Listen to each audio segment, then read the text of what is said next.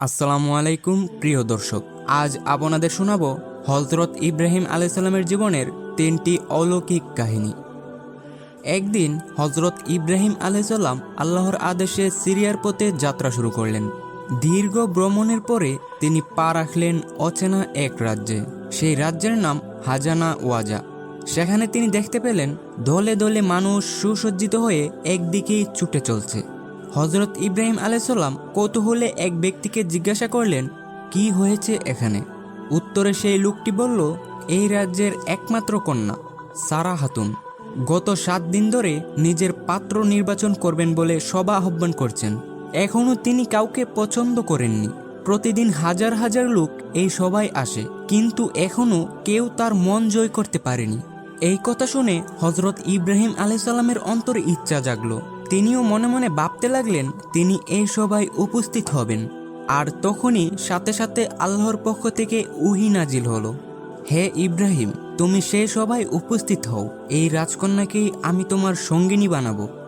তারপরে আল্লাহর হুকুমে তিনি সবার উদ্দেশ্যে যাত্রা শুরু করলেন এবং পৌঁছালেন বিশাল জনসমাবেশে।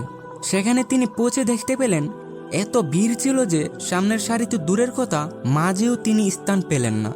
তারপর তিনি ধীরে ধীরে পেছনের দিকে গিয়ে একটি খেজুর গাছের নিচে বসলেন। ঠিক তখনই সবাই আগমন করলেন অপূর্ব রূপবতী রাজকন্যা সারা খাতুন। তার হাতে ছিল একটি মণিমুক্তা খচিত তাজ। ধীরে ধীরে সে সকল প্রার্থীদের দেখে এগিয়ে যাচ্ছিলেন। সবশেষে তিনি এসে দাঁড়ালেন সেই মানুষটির সামনে, যার কপালে ছিল নূরে মুহাম্মাদি, হযরত ইব্রাহিম আলাইহিসসালাম। সেই নূরের উজ্জ্বলতায় সমগ্র প্রাঙ্গণ আলোকিত হয়ে উঠেছিল। সারা খাতুন একটুর জন্য থেমে গেলেন, অপলক দৃষ্টিতে তাকিয়ে রইলেন হযরত ইব্রাহিম আলাইহিসসালামের চেহারার দিকে। তারপর তিনি হঠাৎ কিছু না ভেবে হযরত ইব্রাহিম আলাইহিসসালামের মাথায় পরিয়ে দিলেন সেই তাজ। মুহূর্তের মধ্যে চারিদিকে হাততালির জ্বর উঠে গেল। প্রহরীরা দূরে এসে হযরত ইব্রাহিম আলাইহিসসালামকে রাজ সিংহাসনে নিয়ে গেলেন। এই খবর মুহূর্তের মধ্যেই পৌঁছে গেল রাজদরবারে। রাজা শুনে মহা খুশি হলেন। রাজা আদেশ দিলেন অবিলম্বে রাজকন্যার বিবাহ সম্পন্ন করা হবে। সমগ্র দেশে ছড়িয়ে পড়ল বিয়ের আমন্ত্রণ। নির্ধারিত দিনে রাজপ্রাসাদে জমে উঠল বিয়ের মহা আয়োজন। হযরত ইব্রাহিম আলাইহিসসালামকে রাজকীয় পোশাকে সজ্জিত করা হলো। এমনিতেই তিনি ছিলেন সে যুগের সর্বোচ্চ সৌন্দর্যের অধিকারী। রাজপোশাকে তার সৌন্দর্য যেন ফেরেশতাদের মতো সুন্দর দেখাচ্ছিল। চারদিকে লোকেরা বলাবলি শুরু করলো, এমন বর পেয়ে রাজকন্যা সত্যিই সৌভাগ্যবতী। এইদিকে রাজা তাদেরকে সিংহাসনে বসিয়ে দিলেন। হযরত ইব্রাহিম আলাইহিসসালাম ও সারা খাতুনের বিবাহ সম্পন্ন হলো এক ইসলাম গ্রহণকারী যাজকের মাধ্যমে।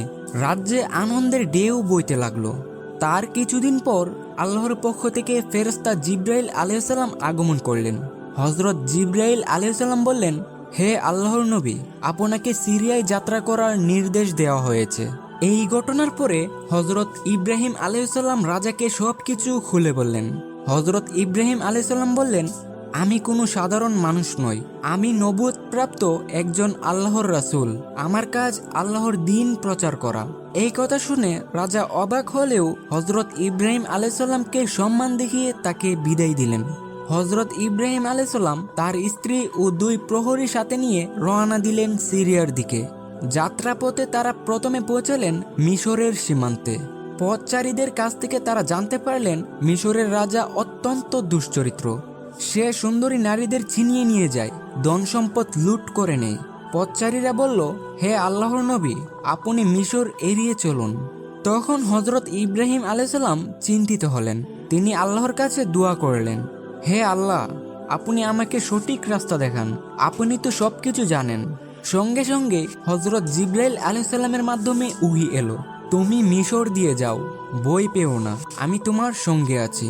তখন তিনি স্ত্রী সারাকে একটি কাঠের বাক্সের ভিতর রেখে উটের পিঠে তুললেন। অল্প কিছুক্ষণ যাওয়ার পরেই রাজপ্রহরীরা এসে বাক্সটি কেড়ে নিল। হযরত ইব্রাহিম আলাইহিসসালাম রাজপ্রহরীদের বললেন, সবকিছু নিয়ে যাও, শুধু এই বাক্সটি হলো না। কিন্তু তারা হযরত ইব্রাহিম আলাইহিসসালামের বাধা শুনেনি। তারা বাক্সটি খুলে দেখল এক অপরূপা সুন্দরী বিবি সারা খাতুন বসে আছে। তখন রাজপ্রহরীরা বিবি সারাকে রাজদরবারে নিয়ে যাওয়ার জন্য টানা হেঁচড়া শুরু করলো। তখন রাজার কাছে পৌঁছে হজরত ইব্রাহিম আলাইসাল্লাম বললেন, সে আমার বোন। তখন রাজা বলল, তাহলে তাকে আমার কাছে দাও। হজরত ইব্রাহিম আলাইসাল্লাম বললেন, তা কোনোভাবেই সম্ভব না। রাজা তখন রাজ্যের কর্মীদের বললেন, সারা হাতুনকে সাজাতে, সুগন্ধি মাখিয়ে রাজপ্রাসাদের বিছানায় নিয়ে যেতে। এদিকে হজরত ইব্রাহিম আলাইসাল্লাম বৈঠকখানায় বসে আল্লাহর কাছে দোয়া করছিলেন, হে আল্লাহ, আপনি আমার স্ত্রীর ইজ্জত রক্ষা করুন। আল্লাহ তাআলা তার বন্ধুর দোয়া সঙ্গে সঙ্গে কবুল করলেন। ওইদিকে রাজা যখন বিবি সারার দিকে হাত বাড়ালো, তখন তার হাত অবশ হয়ে গেল। রাজা তখন চিৎকার করে বিবি সারাকে বললেন, তুমি তোমার আল্লাহর কাছে দোয়া করো, আমি আর কখনো এমন কাজ করব না। এরপরে সারা হাতুন আল্লাহর কাছে দোয়া করলেন। রাজা সঙ্গে সঙ্গেই সুস্থ হয়ে উঠল।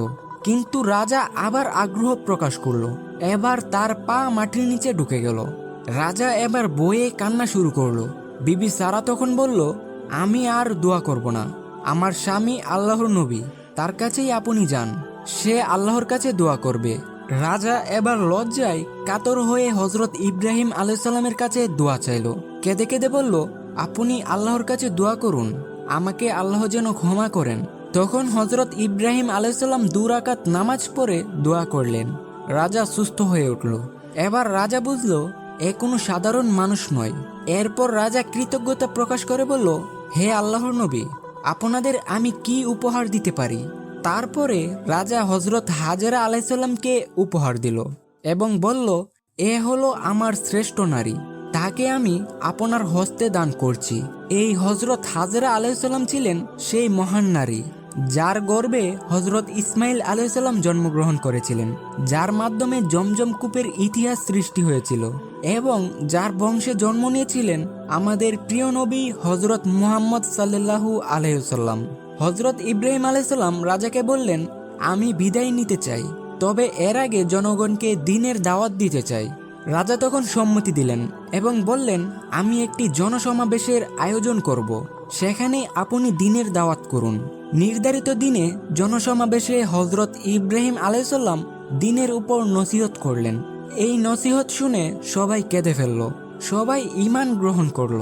এরপর হজরত ইব্রাহিম আলাইসাল্লাম রাজা ও প্রজাদের কাছ থেকে বিদায় নিয়ে সিরিয়ার পথে আবারও যাত্রা শুরু করলেন। প্রিয় দর্শক, হজরত ইব্রাহিম আলাইসাল্লামের এই ঘটনা আমাদের শেখায়, আল্লাহ যার পক্ষে থাকেন তার জয় অনিবার্য। ধৈর্য, দোয়া ও তাওয়াক্কুল, এই 3টি জিনিস যার মধ্যে আছে, তার জীবনের সব বিপদ সহজ হয়ে যায়। আল্লাহ আমাদের সবাইকে সেই ঈমান, সেই সাহস এবং সেই নিষ্ঠা দান করুন, আমিন। হজরত ইব্রাহিম আলাইসাল্লামের এমনই আরেকটি আশ্চর্যপূর্ণ কাহিনী রয়েছে, যা ঈমান, তাওয়াক্কুল ও আল্লাহর প্রতি নির্ভরতার এক জীবন্ত নিদর্শন। এই গল্পে নেই কোনো সিংহাসন, নেই কোনো রাজকুমারী, কিন্তু আছে আগুনের লেলিহান শিখা, জুলুমের চরম সীমা আর আল্লাহর পক্ষ থেকে সাহায্য। হজরত ইব্রাহিম আলাইসাল্লাম ছিলেন এমন একজন নবী যিনি আল্লাহর একত্ববাদ প্রচারের জন্য নিজের জীবনকে উৎসর্গ করেছিলেন। তিনি জন্মেছিলেন এমন এক সমাজে যেখানে মূর্তি পূজা ছিল নিত্যদিনের সঙ্গী। হজরত ইব্রাহিম আলাইসাল্লামের পিতা আজার ছিলেন রাজপ্রাসাদের একজন মূর্তি নির্মাতা। হজরত ইব্রাহিম আলাইসাল্লাম শৈশব থেকেই চিন্তা করতেন, তার বাবার তৈরিকৃত মূর্তি কি আদৌ মানুষের উপকার করতে পারে? তারা খেতে পারে না, কথা বলতে পারে না, নিজেকে রক্ষাও করতে পারে না, তাহলে মানুষ কেন এই অচেতন পাথরের টুকরোগুলোর সামনে মাথা নত করছে? এই দৃশ্য দেখতে দেখতে একদিন হজরত ইব্রাহিম আলাইসাল্লাম সাহস করে তার জাতিকে বললেন, তোমরা যাদের পূজা করো তারা কিছুই করতে পারে না। আমি উপাসনা করি সেই মহান আল্লাহকে, যিনি আকাশ ও পৃথিবী সৃষ্টি করেছেন। এই কথা শোনা মাত্রই জাতি খেপে গেল। তারা সবাই রাজার কাছে নালিশ করল, এই যুবক আমাদের ধর্ম নিয়ে উপহাস করছে। তারপর রাজা নমরুদ হজরত ইব্রাহিম আলাইসাল্লামকে রাজপ্রাসাদে ডাকলেন। নমরুদ জিজ্ঞাসা করলেন, তুমি কি আমার ও আমার উপাস্যদের বিরুদ্ধে কথা বলো? তখন হজরত ইব্রাহিম আলাইসাল্লাম বললেন, আমি বলি সত্য কথা, তোমার মূর্তিগুলো কিছুই করতে পারে না। এরপর কিছুদিন কেটে গেল। যখন একদিন শহরের লোকেরা বাইরে বেড়াতে গেল, ঠিক সেই মুহূর্তে হজরত ইব্রাহিম আলাইসাল্লাম মন্দিরে ঢুকে পড়লেন। একে একে সবগুলো মূর্তি ভেঙে ফেললেন। শুধু সবচেয়ে বড় মূর্তিটির হাতে একটি কুড়াল রেখে দিয়ে তিনি চলে আসলেন। তারপর যখন লোকেরা ফিরে এসে দেখে তাদের দেবতারা গুড়িয়ে পড়ে আছে, তারা চিৎকার করে বলল, কে করেছে এই কাজ? কেউ কেউ বলল, ইব্রাহিম নামে এক যুবক এসব দেবতাকে নিয়ে ব্যঙ্গ করত, সম্ভবত সেই এই কাজ করেছে। এরপর সকল লোক একত্র হয়ে নমরুদের কাছে নালিশ করল হজরত ইব্রাহিম আলাইসাল্লামের নামে। সঙ্গে সঙ্গেই তাকে নিয়ে আসা হলো বিচার সভায়। হজরত ইব্রাহিম আলাইসাল্লামকে প্রশ্ন করা হলো, তুমি কি এ কাজ করেছো? হজরত ইব্রাহিম আলাইসাল্লাম বললেন, তোমাদের বড় দেবতার হাতে কুড়াল আছে, তাকে জিজ্ঞাসা করো। একথা শুনে তারা স্তব্ধ হয়ে গেল। তারা সবাই জানতো এই মূর্তিগুলো কথা বলতে পারে না, কিন্তু অহংকার তাদের এই সত্য মেনে নিতে দিল না।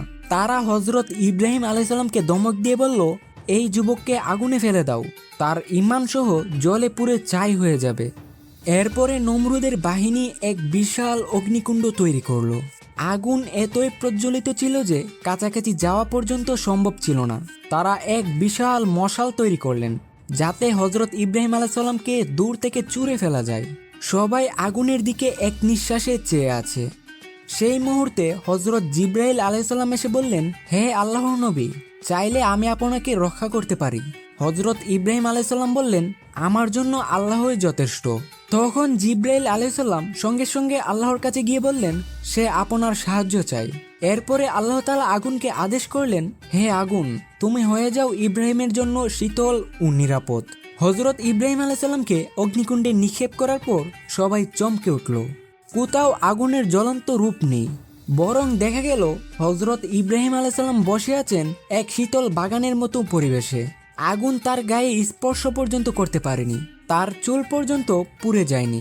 মানুষ হতবাক হয়ে গেল, এ কেমন আগুন, এ কেমন মানুষ? তাদের হৃদয় তখন কাঁপুনি দিয়ে উঠল। কেউ কেউ চিৎকার করে বলল, সে সত্যবাদী, সে তো আল্লাহর পক্ষ থেকে প্রেরিত হয়েছে। কিন্তু নমরুদ দম্ভ ছাড়ল না। সে বলল, আমি জীবিতকে হত্যা করতে পারি, মৃতকে জীবন দিতে পারি। হজরত ইব্রাহিম আলাইসাল্লাম বললেন, আমার আল্লাহ সূর্যকে পূর্ব দিক থেকে উদিত করেন, তুমি যদি এতই পারো তাহলে সূর্যকে পশ্চিম থেকে উঠিয়ে দেখাও। নমরুদ এবার থমকে গেল, তার মুখে কোনো জবাব রইল না। এভাবেই নমরুদের অহংকার চূর্ণ বিচূর্ণ হলো। প্রিয় দর্শক, এই ঘটনা আমাদের শেখায়, যে ব্যক্তি আল্লাহর উপর নির্ভর করে তাকে আগুনও পোড়াতে পারে না। হজরত ইব্রাহিম আলাইসাল্লাম ছিলেন আমাদের জন্য আদর্শ। তিনি শিখিয়েছিলেন, সত্যকে সত্য বলো, যদিও সবাই বিপক্ষে যায়। আল্লাহর উপর তাওয়াক্কুল করো, তবেই অলৌকিকতা তোমার জীবনে ধরা দেবে। আল্লাহ আমাদেরকে সেই ঈমান, সেই সাহস এবং সেই তাওয়াক্কুল দান করুন। হজরত ইব্রাহিম আলাইসাল্লামের জীবনে এমন আরেকটি ঘটনা আছে, যেটা যুগে যুগে ইমানদারদের জন্য এক পরীক্ষার নিদর্শন হিসেবে আসছে এবং যেটা আজও আমরা পালন করে আসছি। আর আমরা সেটা পালন করি ঈদুল আজহার মাধ্যমে। এখন আমরা জানব সেই কুরবানির কাহিনী, যা ঈমান, ত্যাগ, আনুগত্য এবং সন্তানের পরীক্ষায় উত্তীর্ণ হওয়ার শ্রেষ্ঠ উদাহরণ। আল্লাহ তাআলার দরবারে হজরত ইব্রাহিম আলাইসাল্লাম বহুদিন ধরে সন্তানের জন্য দোয়া করে আসছিলেন। কিছুদিনের মধ্যেই আল্লাহ তাআলা তার বন্ধুর দোয়া কবুল করে নিলেন। হজরত হাজরা আলাইসাল্লামের গর্ভে জন্ম নেন হজরত ইসমাইল আলাইসাল্লাম। এ ছিল আল্লাহর পক্ষ থেকে এক অলৌকিক দান। হজরত ইসমাইল আলাইসাল্লাম আস্তে আস্তে বড় হতে লাগলেন, আর আল্লাহ তাআলা পরীক্ষা নেওয়ার সময়ও গনিয়ে আসলো। যখন হজরত ইসমাইল আলাইসাল্লাম একটু বড় হলেন, তখন এক রাত্রে হজরত ইব্রাহিম আলাইসাল্লাম স্বপ্নে দেখলেন তিনি তার প্রিয় সন্তানকে কুরবানি করছেন। হজরত ইব্রাহিম আলাইসাল্লাম ভেবেছিলেন এটি হয়তো একটি পরীক্ষামূলক স্বপ্ন, কিন্তু পরপর 3 রাত একই স্বপ্ন দেখলেন। তারপর তিনি বুঝতে পারলেন এটি আল্লাহর পক্ষ থেকে একটি ওহী। এরপরে সকালবেলা হজরত ইব্রাহিম আলাইসাল্লাম পুত্রকে বললেন, হে ইসমাইল, আমি স্বপ্নে দেখি আমি তোমাকে কুরবানি করছি, তুমি বলো তোমার মতামত কি? হজরত ইসমাইল আলাইসাল্লাম তখন ছোট ছিলেন, কিন্তু তার ঈমানি শক্তি ছিল বিশাল। হজরত ইসমাইল আলাইসাল্লাম সঙ্গে সঙ্গে বললেন, হে আমার পিতা, আপনি যা আদেশ পেয়েছেন তা পালন করুন। ইনশাআল্লাহ আপনি আমাকে ধৈর্যশীল হিসেবেই পাবেন। কি মহান আনুগত্য! পিতা ও পুত্র উভয়েই আল্লাহর হুকুমে নিজেকে সঁপে দিলেন। তারপর নির্দিষ্ট দিনে কোরবানির স্থানে যখন তারা পৌঁছালেন, হজরত ইসমাইল আলাইসাল্লাম তার পিতাকে নসিহত করলেন, আপনি আমার চোখ বেঁধে দিন, যেন আপনি আমার চোখের দিকে তাকিয়ে দুর্বল না হয়ে পড়েন। হজরত ইব্রাহিম আলাইসাল্লাম চোখ বেঁধে দিলেন, ছুরি হাতে নিলেন। কুরবানি করার জন্য তিনি প্রস্তুত হলেন। ঠিক এমন সময় আল্লাহ তাআলার পক্ষ থেকে ফেরেশতা জিবরাইল আলাইহিস সালাম ডাক দিলেন, হে ইব্রাহিম, তুমি স্বপ্নকে সত্য রূপ দিয়েছ। নিশ্চয় এটি ছিল স্পষ্ট একটি পরীক্ষা। আল্লাহ হজরত ইব্রাহিম আলাইহিস সালামের আনুগত্য দেখে সন্তুষ্ট হলেন এবং হজরত ইসমাইল আলাইহিস সালামের পরিবর্তে জান্নাত থেকে একটি বড় দুম্বা পাঠালেন। এখান থেকেই শুরু হয়েছিল কুরবানি, যা আজও আমরা পালন করে আসছি। প্রিয় দর্শক, এই ঘটনার মাধ্যমে আল্লাহ আমাদের শেখালেন কুরবানি শুধু পশু জবাই নয়, বরং কুরবানি হলো নিজের প্রিয় জিনিস আল্লাহর রাস্তায় উৎসর্গ করা। হজরত ইব্রাহিম আলাইহিস সালামের তাওয়াক্কুল, হজরত ইসমাইল আলাইহিস সালামের আনুগত্য এবং আল্লাহর আদেশ, এই সব কিছু মিলেই এই ঘটনা আজও মুসলিম উম্মার জন্য উদাহরণ হয়ে আসছে। এই কাহিনী আমাদের শেখায় আল্লাহর আদেশের সামনে কোনো কিছুই বড় নয়, না সন্তান, না আবেগ, না কোনো সম্পদ। ইমানদারদের সবসময় প্রস্তুত থাকতে হবে, পরীক্ষা আসবেই, কিন্তু সেই পরীক্ষায় যারা উত্তীর্ণ হয় তারাই আল্লাহর প্রিয় বান্দা। আসুন আমাদের জীবনেও কুরবানির আত্মা ফিরিয়ে আনি, হোক সেটা অহংকার, হোক গুনাহ বা দুনিয়ার প্রতি মোহ। চলুন সবকিছু কুরবানি করি একমাত্র আল্লাহর সন্তুষ্টির জন্য। আল্লাহ আমাদেরকে হজরত ইব্রাহিম আলাইহিস সালামের মতো ঈমান, সাহস এবং তাওয়াক্কুল দান করুন। আসসালামু আলাইকুম ওয়া রাহমাতুল্লাহি ওয়া বারাকাতুহু।